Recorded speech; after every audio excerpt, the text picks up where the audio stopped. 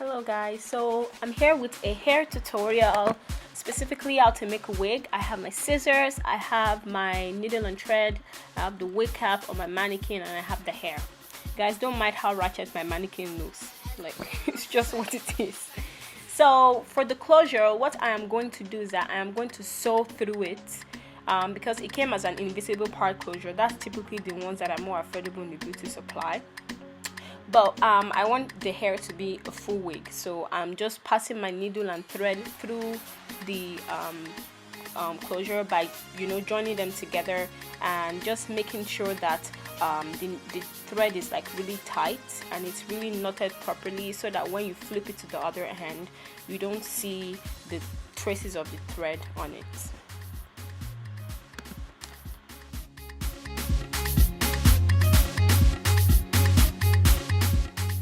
So this is how the closure should look as you're sewing through. The camera is not properly in focus, but that's pretty much how it should look. You shouldn't see any threads like coming out of it.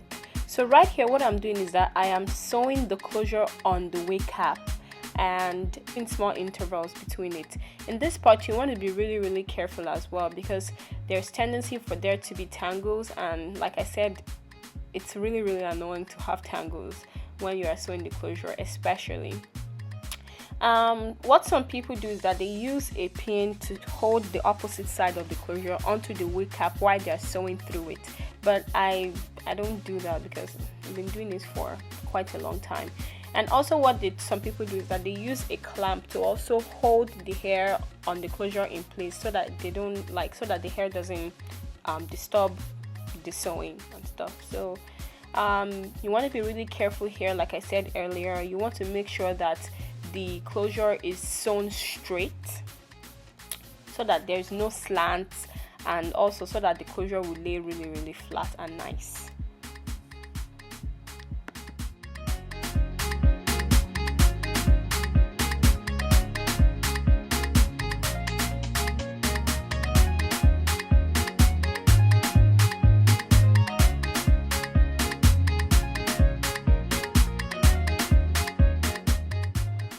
So as I approach the middle part of the sewing, which is the half part at the back of the closure, I cut the thread and I start on the opposite end.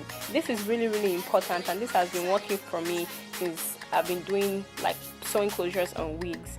And what this would do is that it just helps you to have some kind of demarcation for the closure, and it also helps you to ensure that there is no slants, because when you are sewing it from one side and you're sewing it straight to the other end, there's tendency for you to have slants. So when you get to the middle part of the back of the sewing, you start from the opposite end and then you just sew till you get to that part where you stopped and join them together.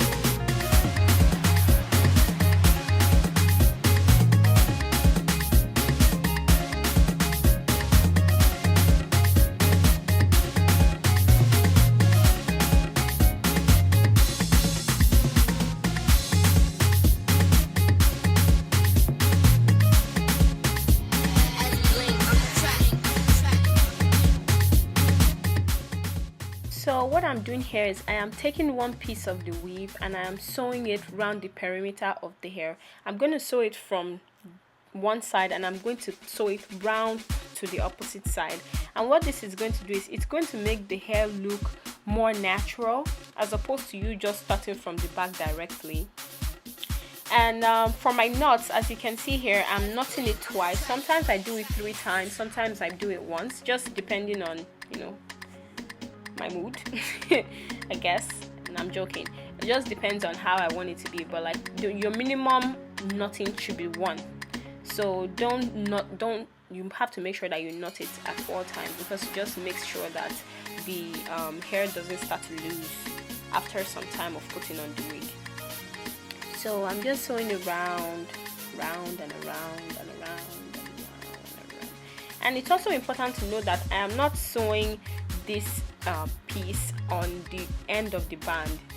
The reason for this is because when you do that, you kind of take away from the elastic nature of the wig cap, and we don't want that to happen, because we want the wig cap to remain elastic, so that depending on who wears it, it's able to stretch. And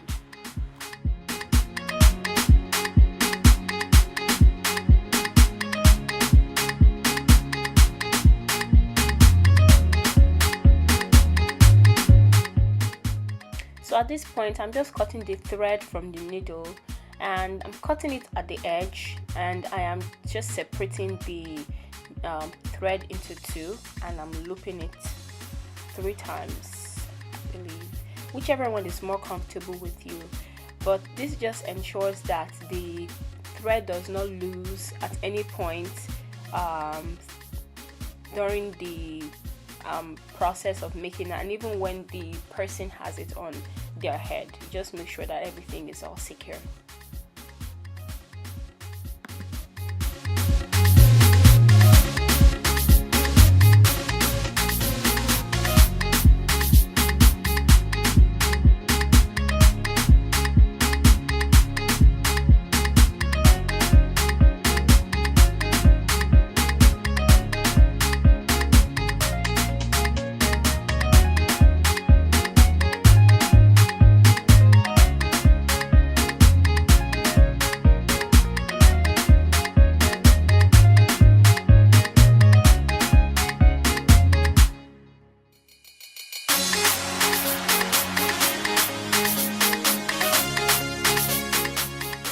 Here, instead of cutting the weave and starting again from another line, I just fold it, and this is really good because it helps the hair not to shed. The rationale behind this is that when you cut your weave, you kind of break the line of demarcation, because when the weave is made and when the hair is attached to the track, everything is all interconnected. The knots are all interconnected. So when you actually cut it, you are breaking that line, and then the hair starts to fall off. So it's better for you not to cut it and for you to just fold it. This is a really easy method. Basically what you do is that you just fold the hair and then pass your needle through the first line into the second line. That way it stays like put and it stays flat, and then you just continue with the rest.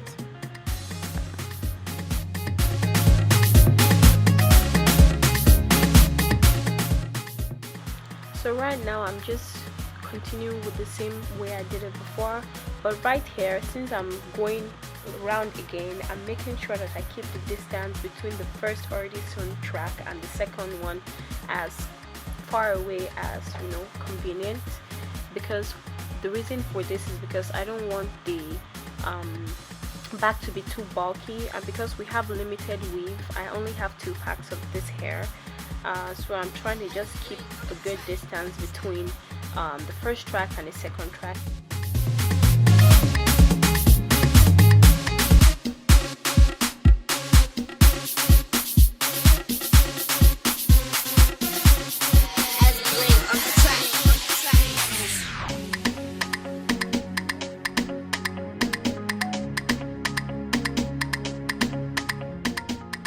So what I'm doing right here is that I want to start another line. However, I don't need to go around the perimeter again. So what I do is that I connect the second line with the first line slightly, and then I fold.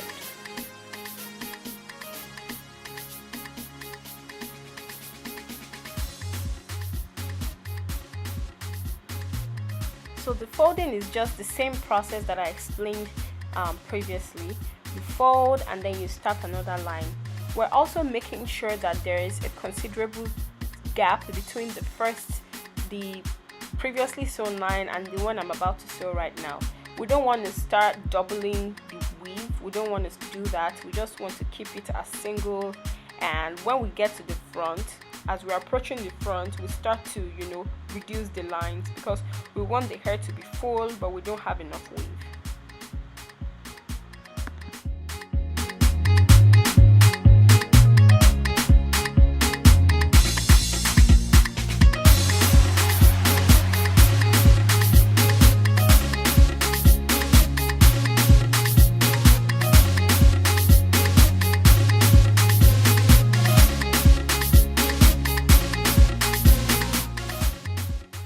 So at this point, I already finished the first part of the weave, and I want to start by adding more weave onto the wig cap.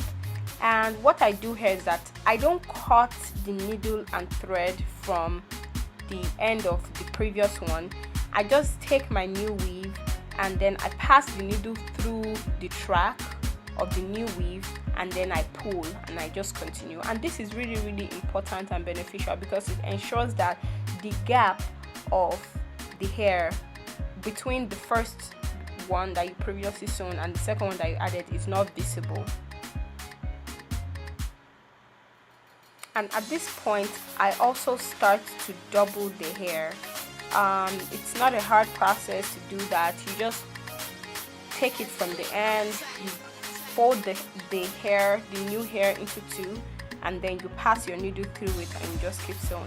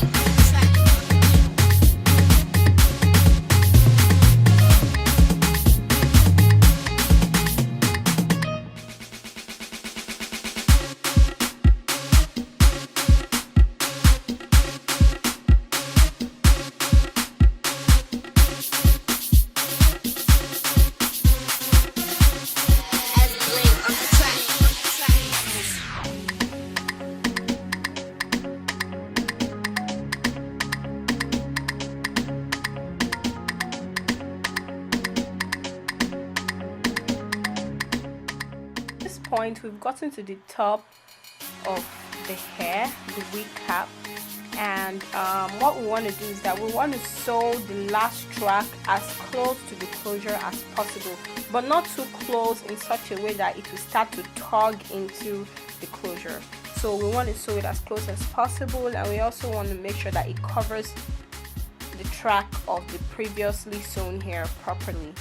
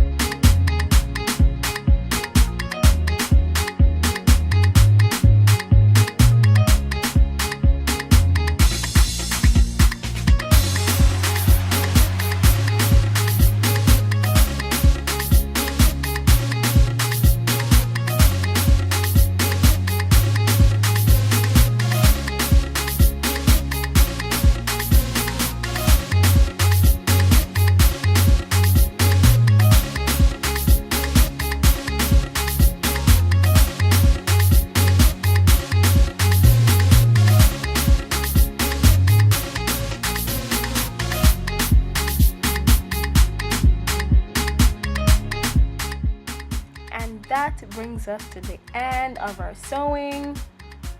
I'm just combing the hair into place right now, snipping, doing my last snips.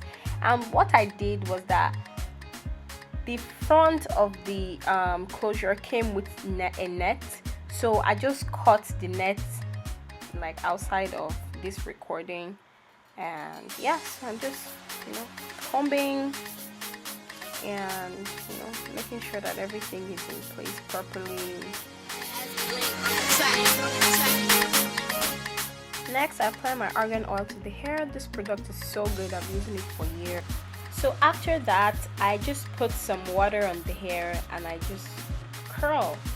I don't really like straight hair, and the person I was doing this wig for didn't really want it straight as well, so I just put some curls in it. I put water first. I put some of that argan oil. You don't really need much of the argan oil, and you just curl on.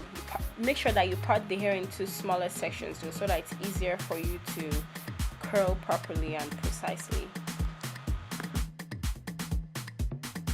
And this is the end result. I like how it came out. I just noticed that the closure color is different from the weave color, but I don't have any problems with it, and the person I did the hair for does not have any problems with it as well. I like it.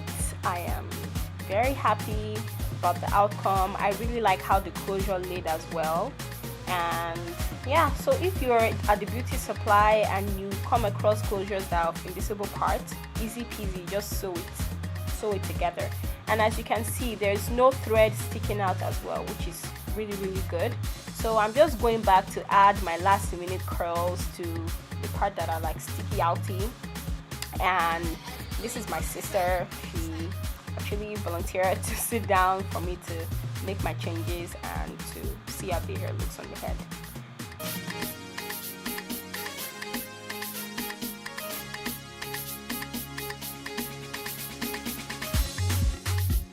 So thank you guys so much for tuning in. Thank you for staying to the end of this video.